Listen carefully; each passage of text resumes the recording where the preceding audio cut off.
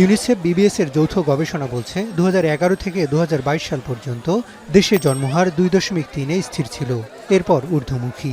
সবশেষ 2026 সালে এসে তা দাঁড়িয়েছে 2.4-এ। 2024 সালের শুরু থেকে জন্ম নিয়ন্ত্রণ সামগ্রীর সরকারি সরবরাহে ঘাটতি এবং সচেতনতামূলক কর্মসূচিতে স্থবিরতার কারণে এই হার বেড়ে যায় বলে মনে করছেন বিশেষজ্ঞরা। এ নিয়ে সোমবার রাজধানীতে কেন্দ্রীয় ঔষধাগার সিএমএসডিতে এক অনুষ্ঠানে স্বাস্থ্যমন্ত্রী বলেন, আগামী 1 বছরের মধ্যে জন্মহার আগের অবস্থায় নেওয়া হবে।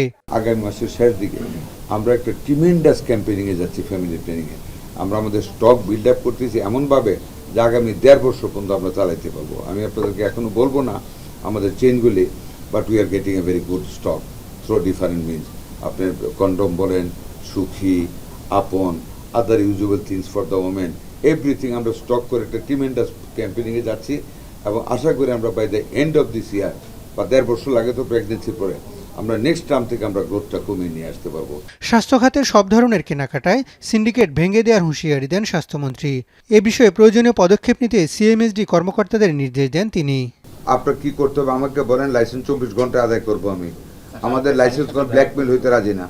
লাইসেন্স করবো আমরা, যদি ওখানে কেউ ডিস্টার্ব করে আর discuss with the home minister, will take action there. তাদের হাতে জিম্মি থেকে আমার সরকারের গরিব মানুষের পয়সা নষ্ট করতে পারবো না।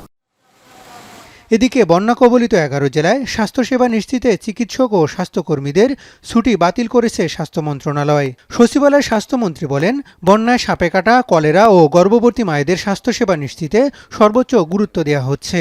সকল স্বাস্থ্যকর্মীদের বন্যা পীড়িত এলাকায় ছুটি বাতিল করা হয়েছে এবং সার্বক্ষণিকভাবে দিনে রাতে আমাদের স্বাস্থ্যকর্মীরা কাজ করতেছে।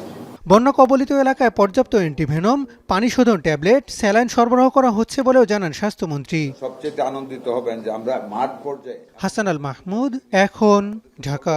সাথে সাথে আমরা এটা টেক আপ করবো এবং কাজ করবো ইনশাআল্লাহ।